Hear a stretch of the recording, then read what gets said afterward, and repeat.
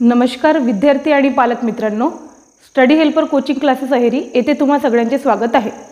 आतापर्यंत इयत्ता 5वी आणि 7वी मध्ये होणारी जी शिष्यवृत्ती परीक्षा होती ती या वर्षीपासून शासनाने इयत्ता 4थी आणि इयत्ता 7वी मध्ये घेण्याचे ठरवलेले आहे। विद्यार्थी मित्रांनो, याची अपडेट तुमच्यापर्यंत पोहोचलेलीच असेल।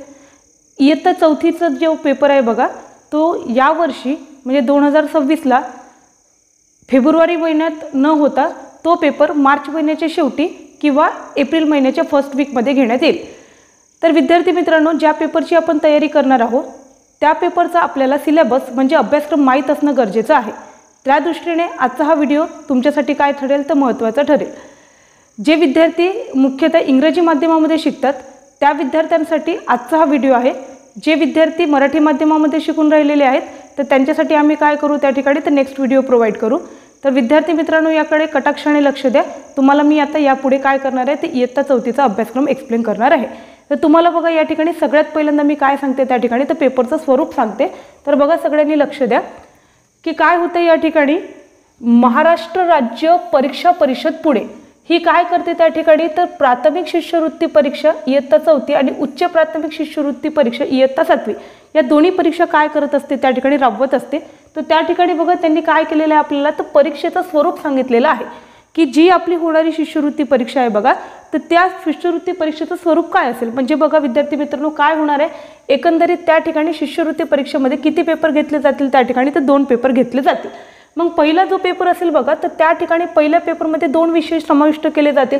पहिली जी भाषा असेल बघा म्हणजे या ठिकाणी प्रथम भाषा आणि गणित। आता बघा एक गोष्ट सगळ्यांनी लक्षात घ्यायची आहे की हा जो व्हिडिओ बनवला जात आहे हा मुख्यतः इंग्रजी माध्यमाचे म्हणजे जे इंग्लिश मीडियमचे विद्यार्थी आहे त्यांच्यासाठी बनवला जात आहे। आणि जे विद्यार्थी काय करणार आहे हा पेपर देणार आहे तर त्या ठिकाणी जर ते विद्यार्थी इंग्रजी माध्यमाचे असेल तर त्यांची जी प्रथम भाषा असणार आहे बघा तर ती काय असणार आहे या ठिकाणी तर इंग्लिश असणार आहे। आणि त्या ठिकाणी बघा इंग्लिश सोबत त्यांचा जो दुसरा विषय असेल तो कोणता असेल त्या ठिकाणी गणित। म्हणजे बघा जो पहिला पेपर आहे त्या ठिकाणी एकंदरीत 2 विषय असेल, पहिला विषय इंग्लिश आणि दुसरा विषय गणित। आता जो पहिला विषय काय असेल त्या ठिकाणी तुमचा जो पहिला विषय असेल जो काय आहे त्या ठिकाणी इंग्लिश आहे, त्याची एकूण प्रश्न संख्या किती असेल 25 आणि त्यावरचे गुण किती असणार त्या ठिकाणी 50। आणि जो दुसरा विषय आहे तो आहे गणित आणि त्याच्यावर विचारण्यात येणाऱ्या एकूण प्रश्नांची संख्या आहे 50 आणि गुण किती दिलेले आहे त्या ठिकाणी 100। आणि हा जो पहिला पेपर आहे बघा हा किती वेळेसाठी होईल त्या ठिकाणी तर म्हणजे हा पेपर सोडवण्याकरिता तुम्हाला पूर्ण 1.5 तास मिळणार आहे। तसंच बघा त्या ठिकाणी हा जो आहे दुसरा पेपर दिलेला आहे तर दुसऱ्या पेपरमध्ये परत 2 विषय समाविष्ट करण्यात आलेले आहे। एक विषय आहे त्या ठिकाणी तृतीय भाषा आणि दुसरा विषय या ठिकाणी बुद्धिमत्ता चाचणी। तर विद्यार्थी इंग्रजी माध्यमाचा असल्यामुळे प्रथम भाषा त्याची जर इंग्लिश असेल तर त्या ठिकाणी बघा तृतीय भाषा ही कोणती कन्सिडर करण्यात येईल त्या ठिकाणी तर मराठी कन्सिडर करण्यात येते। मग हा जो मराठी विषय आहे बघा या मराठी विषयाचे सुद्धा काय केले जातात त्या ठिकाणी 25 प्रश्न विचारले जातात आणि त्याच्यावर असणारी जी गुणसंख्या असते ती किती असते त्या ठिकाणी 50। तसेच या ठिकाणी बुद्धिमत्ता चाचणी याचे एकंदरीत काय केले जातील तुम्हाला तर 50 प्रश्न विचारले जातील आणि त्याची गुणसंख्या जर असेल तर ती किती असते त्या ठिकाणी 100। हा सुद्धा पेपर बघा त्या ठिकाणी किती वेळेकरिता घेण्यात येतो त्या ठिकाणी 1.5 तासाकरिता। हे दोन्ही पेपर विद्यार्थी मित्रांनो एकाच दिवशी होतात। पहिल्यांदा काय करण्यात येईल तुमचा पहिला पेपर घेण्यात येईल, मग काहीशा गॅप नंतर काय होईल तुमचा त्या ठिकाणी दुसरा पेपर घेण्यात येईल। म्हणजे दोन्ही पेपर बघा तुमचे काय असेल त्या ठिकाणी एकाच दिवशीला असेल। आता पहिला जो पेपर असतो तो किती वेळ मार्काचा आहे त्या ठिकाणी तर 150 मार्काचा आहे आणि दुसरा जो पेपर आहे बघा तो पण किती मार्काचा आहे या ठिकाणी 150 मार्काचा आहे। म्हणजे एकंदरीत बघा तुमचा होणारा जो शिष्यवृत्ती चा पेपर आहे त्याची टोटल जे काय असेल त्या ठिकाणी गुणसंख्या असेल ती किती असेल त्या ठिकाणी 300 असेल। आणि बघा विद्यार्थी मित्रांनो, जो काय करतात त्या ठिकाणी पेपर सेट केला जातो तर सगळ्यांच्या मानसिकतेचा विचार करून काय केला जाईल त्या ठिकाणी पेपर सेट केला जाईल। आणि त्यावेळेला बघा त्यांनी काय केलेलं आहे प्रश्नाची काठिण्य पातळी आपल्याला सांगितलेली आहे की प्रश्नाच्या काठिण्य पातळीमध्ये बघा की प्रश्नांचे स्वरूप हे कशा प्रकारे असेल त्या ठिकाणी 3 प्रकारे कॅटेगराइज केलेलं आहे। म्हणजे सोप्या स्वरूपाचे प्रश्न, तसेच मध्यम स्वरूपाचे प्रश्न आणि कठीण स्वरूपाचे प्रश्न आपल्याला विचारण्यात येईल। तर सोप्या स्वरूपाचे जे प्रश्न आहे बघा त्याचं वेटेज किती दिलेलं आहे आपल्याला 30% दिलेलं आहे। तसंच मध्यम स्वरूपाचे जे प्रश्न आहे त्याचं वेटेज किती दिलेलं आपल्याला 40% दिलेलं आहे आणि कठीण स्वरूपाचे प्रश्न हे किती दिलेले आहे त्या ठिकाणी 30% दिलेलं आहे। बघा काय होतंय की सगळ्यात पहिल्यांदा आपण काय करू या ठिकाणी पेपर फर्स्टचा जो सिलेबस आहे तो बघून घेऊ की मी सांगितल्याप्रमाणे बघा ही जी परीक्षा ही कोण राबवत असते त्या ठिकाणी तर महाराष्ट्र राज्य परीक्षा परिषद पुणे। आणि यांनी काय केलेलं आपल्याला तर प्राथमिक शिष्यवृत्ती परीक्षा म्हणजे इयत्ता 4थी करिता काय केलेला आपल्याला अभ्यासक्रम दिलेला आहे की जो काय असतो आपला बघा फर्स्ट पेपर असतो. तर जे इंग्रजी माध्यमांचे विद्यार्थी आहेत त्यांची जी प्रथम भाषा आहे बघा ती काय कन्सिडर करण्यात येणार त्या ठिकाणी इंग्रजी. मग इंग्रजी हा जो विषय आहे बघा या ठिकाणी काय होईल की तुम्हाला एक चार्ट प्रोव्हाइड केला गेलेला आहे. पर्टिक्युलर जर चार्टचं तुम्ही व्यवस्थित ऑब्झर्वेशन करा तर या ठिकाणी युनिट्स सब युनिट्स आणि काय दिलेलं आहे तुम्हाला त्या ठिकाणी वेटेज दिलेलं आहे. तर बघा वेटेजचा जो दिलेला आहे त्याच्यावर तुम्ही विद्यार्थी मित्रांनो फोकस करा म्हणजे तुमच्या लक्षात येईल की कोणत्या टॉपिकला किती जास्त इम्पॉर्टन्स आहे. तर बघा आपण या ठिकाणी काय करू या ठिकाणी मी फर्स्ट टॉपिक एक्सप्लेन करत आहे. तर पहिलं जे युनिट दिलेलं आहे ते कोणतं दिलेलं आहे तुम्हाला त्या ठिकाणी व्होकॅब्युलरी आणि याचं जे टोटल पर्सेंटेज दिलेलं आहे ते किती दिलेलं आहे आपल्याला 24%. मग याच्यामध्ये बघा इन्क्लुडेड सब टॉपिक्स दिलेले आहे. विद्यार्थी मित्रांनो तुम्ही काय करा या ठिकाणी काही वेळासाठी व्हिडिओ पॉज करून काय करू शकता त्या ठिकाणी स्क्रीनशॉट घेऊ शकता कारण या ठिकाणी बघा भरपूरसे असे टॉपिक जे आहेत म्हणजे त्याला काय म्हणू आपण त्या ठिकाणी सब युनिट्स आणि या प्रत्येकावर काय होईल त्या ठिकाणी तर प्रश्न विचारले जातील. मग बघा जर तुम्हाला फोटो घ्यायचा असेल तर फोटो घ्या. काय होईल या ठिकाणी तर word formation, homophones, antonyms, compound words, one word for many, names of young ones, त्याच्यानंतर त्या ठिकाणी जम्बल्ड स्पेलिंग, वर्ड पझल्स अशा अनेक टॉपिकवर काय करण्यात येईल त्या ठिकाणी प्रश्न विचारण्यात येईल. म्हणजे एकंदरीत बघा त्या ठिकाणी व्होकॅब्युलरी हा जो टॉपिक आहे किंवा हे जे युनिट आहे याच्यावर काय दिलेलं आहे तुम्हाला त्या ठिकाणी भरपूरसे सब युनिट दिलेले आहे. तर विद्यार्थी मित्रांनो याचा आपल्याला काय करावं लागेल त्या ठिकाणी व्यवस्थित अभ्यास करावा लागेल. त्यानंतर बघा आपण त्या ठिकाणी पुढचं युनिट बघूया की पुढचं युनिट काय दिलेलं आपल्याला.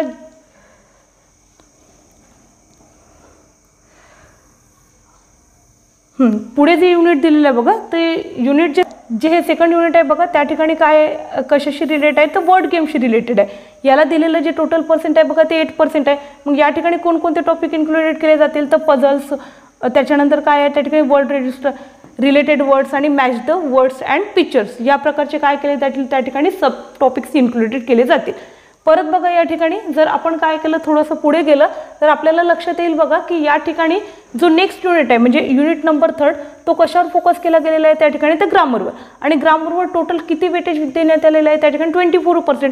मग हा जो ग्रामरचा टॉपिक आहे बघा तर या ठिकाणी आपल्याला पार्ट ऑफ स्पीच, परत त्या ठिकाणी आर्टिकल्स आणि part of sentences, subject and predicate यावर काय करण्यात येणार आहे त्या ठिकाणी तर प्रश्न विचारण्यात येणार आहे.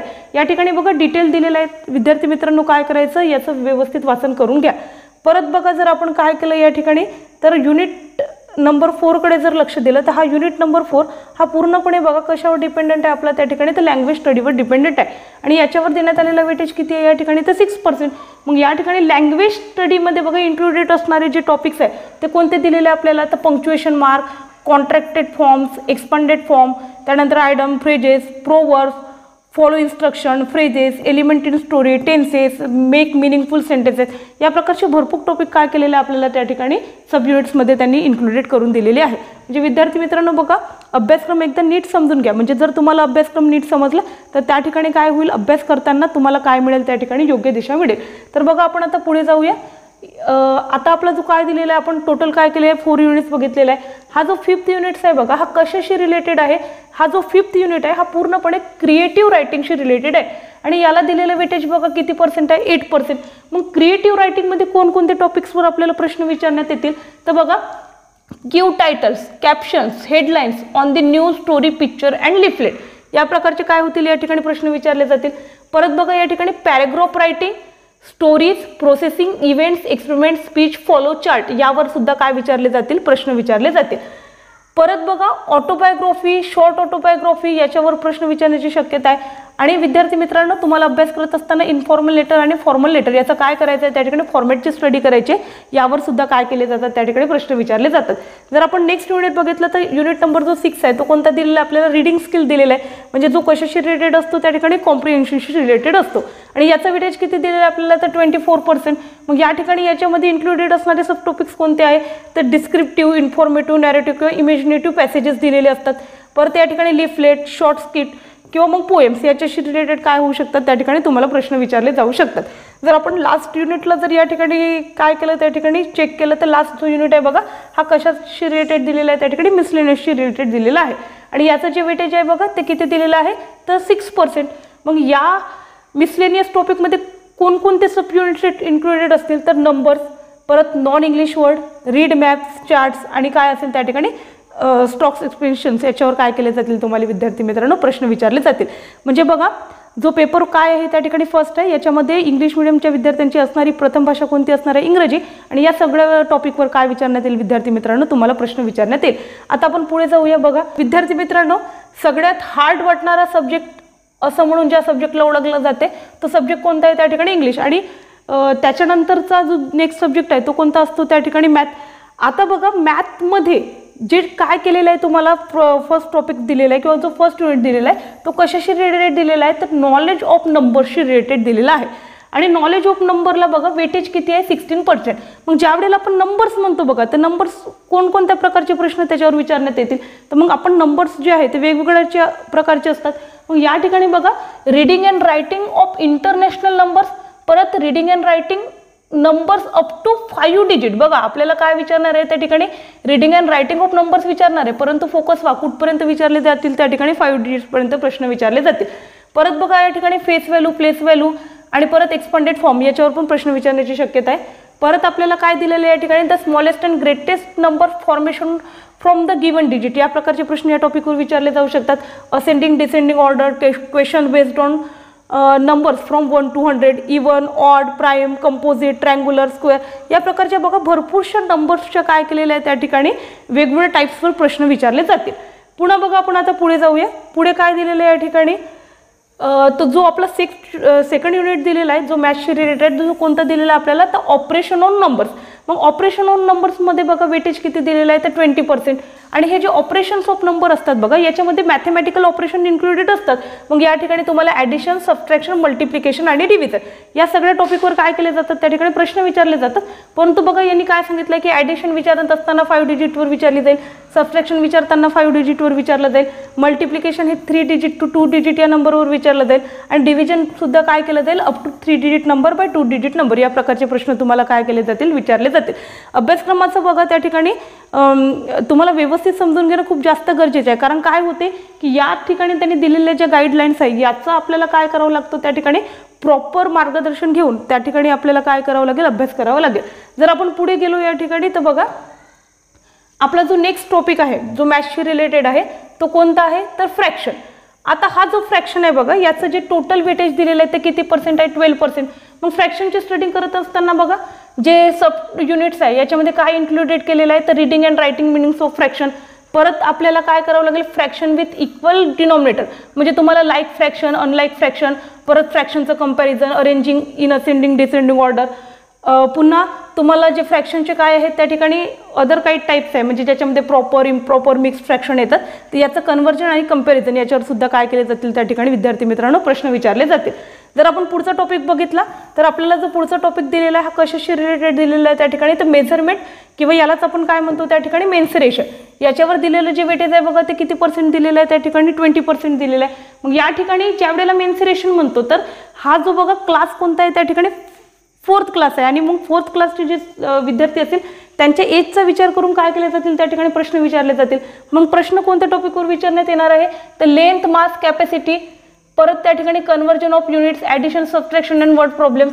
पुन्हा या ठिकाणी measuring of time, meridian, post meridian, hours, minute, second, conversion याच्यावर काय करण्यात येणार आहे प्रश्न विचारले जाणार आहे. काहीशे प्रश्न बघा त्या ठिकाणी calendar, ream, gross, coins and currency notes याच्यावर सुद्धा काय करू जातात विचारले जातात. परत बघा या ठिकाणी जो युनिट नंबर 5th दिलेला आहे तो कशाशी रिलेटेड दिलेला आहे त्या ठिकाणी पॅटर्नशी रिलेटेड दिलेला आहे. आणि हा जो पॅटर्न आहे बघा याचं वेटेज दिलेलं आहे 8%. आणि मग या पॅटर्नमध्ये कोणते त्या ठिकाणी सब टॉपिक इन्क्लुडेड केलेले आहे तर जॉमेट्रिकल शेप, नंबर्स आणि फ्री हँड शेप्स या प्रकारचे टॉपिक याच्यामध्ये इन्क्लूड केलेले आहे. विद्यार्थी मित्रांनो चला पुढे जाऊया आपण. आता नेक्स्ट बघूया. आता बघा हा जो युनिट आहे हा युनिट नंबर कोणता आहे आपला तर 6th. आता हा जो 6th युनिट आहे बघा तर 6th युनिटमध्ये काय केलेलं आहे आपल्याला तर जॉमेट्री या टॉपिकचं एक्सप्लेनेशन दिलेलं आहे. हा जो जॉमेट्री हा टॉपिक असतो बघा याच्यावर काय होईल की 4th क्लासमध्ये जो मॅथचा पेपर बनेल तर त्याच्यावर वेटेज किती बनेल त्या ठिकाणी 18%. मग जॉमेट्री या टॉपिकमध्ये बघा अँगल, सिमेट्री, परत triangle, square, rectangle, circle, perimeter, area, 3 dimensional object and nets, परत cone, cylinder, sphere, cube and cuboid ह्या सगळ्या जॉमेट्रिकल ज्या फिगर्स आहे बघा त्याच्यावर काय करण्यात येईल या ठिकाणी एक बेसिक प्रकारचे प्रश्न विचारण्यात येईल. पुढे जर आपण बघितलं त्या ठिकाणी काय होणार आहे जो आपला लास्ट टॉपिक दिलेला आहे तो कशाशी रिलेटेड दिलेला आहे तर पिक्टोग्राफशी रिलेटेड दिलेला आहे. याच्यावर बघा तुम्हाला 6% काय होईल त्या ठिकाणी वेटेजमध्ये प्रश्न विचारण्यात येईल आणि यामध्ये कॉम्प्रेन्शन ऑन पिक्टोरियल इन्फॉर्मेशन याच्यावर काय विचारण्यात येईल त्या ठिकाणी विद्यार्थी मित्रांनो प्रश्न विचारण्यात येईल। चला तर आपण आता पुढे जाऊया। हां, तर बघा या ठिकाणी पेपर जो फर्स्ट आहे त्याचा जो सिलेबस आहे मी काय केलेला आहे तुम्हाला एक्सप्लेन केलेला आहे, म्हणजे त्याच्यामध्ये जे 2 सब्जेक्ट इन्क्लुडेड आहे त्याची इन्फॉर्मेशन तुमच्यापर्यंत पोहोचलेली आहे। आता विद्यार्थी मित्रांनो बघा आपण काय करू या ठिकाणी, तर पेपर जो सेकंड आहे त्याचा सिलेबस समजून घेऊया। तर जे इंग्रजी माध्यमांचे विद्यार्थी आहे बघा, हे जे इंग्रजी माध्यमांचे विद्यार्थी आहे त्यांचा जो होणारा काय आहे त्या ठिकाणी सेकंड पेपर आहे, तर सेकंड पेपरमध्ये असणारी तृतीय भाषा ही कोणती कन्सिडर करण्यात येईल त्या ठिकाणी मराठी। मग मराठी विषयाचे काय विचारले जातात, आपल्याला कोणत्या टॉपिकवर म्हणा किंवा कोणत्या घटकावर प्रश्न विचारले जातात, त्याचा भारांश काय आहे तर तेच आपण काय करूया समजून घेऊया। तर सगळ्यात पहिल्यांदा जो घटक आहे बघा तो आहे आकलन। आकलनाचा जो भारांश दिलेला आहे तो किती दिलेला आहे या ठिकाणी 24%। मग या ठिकाणी आकलनावर कोणत्या प्रकारचे प्रश्न विचारले येईल, तर उतारा व त्यावर आधारित प्रश्न, तसेच काय होऊ शकतात ती एखादी कविता दिलेली असेल आणि त्याच्यावर आधारित प्रश्न, संवाद व त्यावर आधारित प्रश्न आणि सुसंगत वाक्याचा परिच्छेद या प्रकारच्या टॉपिकवर काय केले जातात प्रश्न विचारले जातात। आता बघा सगळ्यात जास्त वेटेजचा असणारा जो टॉपिक आहे तो कोणता आहे या ठिकाणी शब्दसंपत्ती, म्हणजे लहानपणापासून काय करतो आपण या टॉपिकचा अभ्यास करत आलेलो ज्या वेळेला आपण मराठी विषयाचा अभ्यास करतो, तर याचं जे टोटल वेटेज आहे बघा तर त्या ठिकाणी विद्यार्थी मित्रांनो हे किती दिलेलं आहे तुम्हाला, तर 44%। म्हणजे आपल्याला काय करायचं आहे तर आपली शब्दसंपत्ती वाढवायची आहे। मग शब्दसंपत्ती म्हणजे नेमकं काय करावं लागेल आपल्याला, तर समानार्थी शब्द, विरुद्धार्थी शब्द, शब्दसमूहाला एक शब्द, ध्वनिदर्शक शब्द, समूहदर्शक शब्द, घरदर्शक शब्द, त्याचप्रमाणे तुम्हाला वाक्यप्रचार, म्हणी, एका शब्दाचे भिन्न अर्थ, जोड शब्द, दिलेल्या अक्षरापासून अर्थपूर्ण शब्द तयार करणे। बघा इतकी मोठी लिस्ट दिलेली आहे आणि या सगळ्या टॉपिकची काय करायची विद्यार्थी मित्रांनो तुम्हाला चांगली तयारी करायची आहे, म्हणजे मराठीसारख्या विषयामध्ये तुम्ही काय करू शकाल त्या ठिकाणी आउट ऑफ मार्क घेऊ शकाल। पुढे बघूया या ठिकाणी काय होतंय, जो मराठी सब्जेक्ट आपण काय करतो एक्सप्लेन करतो त्याचा जो थर्ड युनिट दिलेला आहे किंवा जो थर्ड घटक दिलेला आहे बघा तो कोणता दिलेला आहे, तर कार्यात्मक व्याकरण, आणि याच्यावर असणारं जे वेटेज आहे ते किती आहे तुमचं, तर 24%। मग कार्यात्मक व्याकरणमध्ये येणारे जे सब घटक आहे म्हणा किंवा सब युनिट्स आहेत त्याच्यामध्ये काय येईल, तर शब्दांच्या जाती, लिंग, वचन, विरामचिन्हे, शुद्ध आणि अशुद्ध शब्द। परत बघा या ठिकाणी तुम्हाला फोर्थ काय दिलेलं आहे त्या ठिकाणी युनिट दिलेलं आहे। मग फोर्थ युनिटमध्ये काय म्हटलेलं आहे की 1ली ते 4थी मराठी सुलभ भारतीचं जे पुस्तक असते तर त्या विषयासंबंधीचे काय केले जाणार या ठिकाणी सामान्य ज्ञान विचारले जाणार। म्हणजे बघा इयत्ता 1ली ते 4थीच्या पुस्तकामध्ये जे तुम्हाला वेगवेगळ्या कविता किंवा वेगवेगळे काय दिले असतात पाठ दिले असतात तर त्यांचे लेखक वगैरे यावर प्रश्न विचारले जातील। तसेच बघा या ठिकाणी साहित्यिकांचे साहित्य आणि त्यांची टोपण नावे, साहित्य विषयक सामान्य ज्ञान यावर प्रश्न विचारले जाऊ शकतात आणि याचं जे वेटेज आहे बघा ते किती दिलेलं आपल्याला, ते 8% इतकं दिलेलं आहे। तर चला आपण पुढे बघूया। आता बघा मराठीचा जो काय होता त्या ठिकाणी सिलेबस होता तुम्ही काय केलेलं आहे तुम्हाला समजावून सांगितलंय। आता हा जो पेपर 2 आहे बघा याच्यामध्ये जो दुसरा विषय समाविष्ट असतो त्या विषयाचं नाव काय आहे त्या ठिकाणी, तर बुद्धिमत्ता चाचणी। कंपॅरेटिव्हली बघा याचे प्रश्न पण थोडेसे काय केले जातात त्या ठिकाणी विद्यार्थ्यांची बुद्धीचा आपल्याला काय आला पाहिजे, व्यवस्थित आवाका आला पाहिजे या दृष्टीने ते काय केले जातात त्या ठिकाणी डिझाईन केलेले असतात। मग काय होईल, हा जो युनिट आहे बघा तर या ठिकाणी फर्स्ट युनिट कोणतं दिलेलं आपल्याला, कॉम्प्रिहेन्शन। कॉम्प्रिहेन्शनचा वेटेज 8% आहे आणि कॉम्प्रिहेन्शनमध्ये बघा do as directed, number series आणि अल्फाबेटिक सिरीज या टॉपिकवर काय केले जातील तुम्हाला प्रश्न विचारले जातील। सेकंड जे युनिट आहे बघा ते कशाशी रिलेटेड आहे, तर क्लासिफिकेशनशी रिलेटेड आहे, याचं वेटेज आहे आपल्याला 10%। मग याच्यामध्ये जे टॉपिक इन्क्लुडेड केले जातील ते काय असतील, vocabulary, figure, numbers, alphabetical series या प्रकारचे टॉपिक यामध्ये विचारले जातील। जो थर्ड काय दिलेला युनिट दिलेला आहे तो कशाशी रिलेटेड आहे, तर कोरिलेशन। मग कोरिलेशनचं वेटेज किती आहे, तर 10%। मग कोरिलेशनमध्ये कशावर प्रश्न विचारले जाऊ शकतात, तर व्होकॅब्युलरी, फिगर्स, नंबर्स आणि अल्फाबेटिकल सिरीज। बघा याची डिटेल इन्फॉर्मेशन आम्ही तुम्हाला काय करू, जसं जसं आपण व्हिडिओ प्रोव्हाइड करत जाऊ तसं तसं तुमच्यापर्यंत पोहोचत जाईल। फक्त विद्यार्थी मित्रांनो या व्हिडिओमध्ये सिलेबस समजून घ्या की पेपरमध्ये जे प्रश्न विचारण्यात येणार आहे ते नेमके कोणत्या टॉपिकवर विचारण्यात येणार आहे। मग याचा अभ्यास कसा काय करायचा याच्याबद्दलची माहिती मी तुम्हाला काय करते पुढच्या व्हिडिओमध्ये प्रोव्हाइड करते। नेक्स्ट बघा या ठिकाणी जर आपण टॉपिक नंबर 4चा विचार केला तर त्या टॉपिकचं नाव काय दिलेलं आहे आपल्याला, तर नंबर ऑर्डर। याचं जे वेटेज आहे ते किती आहे या ठिकाणी 10%। मग या ठिकाणी इन्क्लुडेड असणारे टॉपिक कोणते असेल तर number pattern, figure pattern, symbols आणि ऑड वन आउट या। आणि नेक्स्ट जो 5th टॉपिक दिलेला आहे बघा हा कशाशी रिलेटेड आहे, तर लाईक टर्मशी रिलेटेड आहे। मग लाईक टर्ममध्ये बघा तुम्हाला वेटेज दिलेलं आहे 8%। मग लाईक टर्म्स हे सुद्धा व्होकॅब्युलरी, फिगर आणि नंबर्स या टॉपिकवर विचारले जातील। परत जर तुम्ही काय केलं या ठिकाणी टॉपिक नंबर 6 म्हणजे वॉटर इमेजचा विचार केला तर वॉटर इमेजचं पण वेटेज किती दिलेलं आहे तुम्हाला 4% दिलेलं आहे। आणि वॉटर इमेजवर जे प्रश्न विचारले जातील ते सुद्धा बघा फिगर, नंबर आणि अल्फाबेट्स याच्याशी रिलेटेड काय केले जातात त्या ठिकाणी विचारले जातात। तर आपण आता पुढे बघूया। हां, तर आपला बघा या ठिकाणी म्हणजे आपण जो 6 नंबरचा युनिट बघितला आहे तो कशाशी रिलेटेड होता, त्या ठिकाणी वॉटर इमेजेसशी रिलेटेड होता. आणि आपला जो 7 नंबरचा युनिट आहे बघा, हे कशाशी रिलेटेड आहे त्या ठिकाणी, तर मिरर इमेजेसशी रिलेटेड आहे. याला वेटेज पण किती दिलेलं आहे, 4%. आणि बघा जर तुम्ही या ठिकाणी ऑब्झर्व केलं तर लक्षात येईल की तुम्हाला हे वॉटर इमेज झालं किंवा मिरर इमेज झालं किंवा मग लाईक टर्म झाला, हे सगळे जे प्रश्न आहे बघा एका सेम टॉपिकवर विचारले जातात. म्हणजे काय होईल त्या ठिकाणी, तर फिगर, नंबर्स आणि अल्फाबेट्स या प्रकारच्या टॉपिकवर काय केले जातील, तुम्हाला त्या ठिकाणी प्रश्न विचारले जातील. आता आपण विद्यार्थी मित्रांनो पुढचं बघूया. तर इंटेलिजन्सी टेस्टमधला म्हणजे बुद्धिमत्ता चाचणीमधला असणारा काय आहे त्या ठिकाणी 8 नंबरचं जे युनिट आहे ते कोणतं आहे, त्या ठिकाणी आयडेंटिफिकेशन सिमिलॅरिटीज. याचं जे वेटेज आहे बघा हे 4% आहे. आणि या ठिकाणी याच्या फिगर्सवर काय केले जातील, त्या ठिकाणी प्रश्न विचारले जातील. परत जर आपण 9th नंबरच्या युनिटचा विचार केला तर या ठिकाणी तो कशाशी रिलेटेड आहे, तर लॉजिक अँड इंटरफरन्सशी रिलेटेड आहे. या ठिकाणी वेटेज 14%.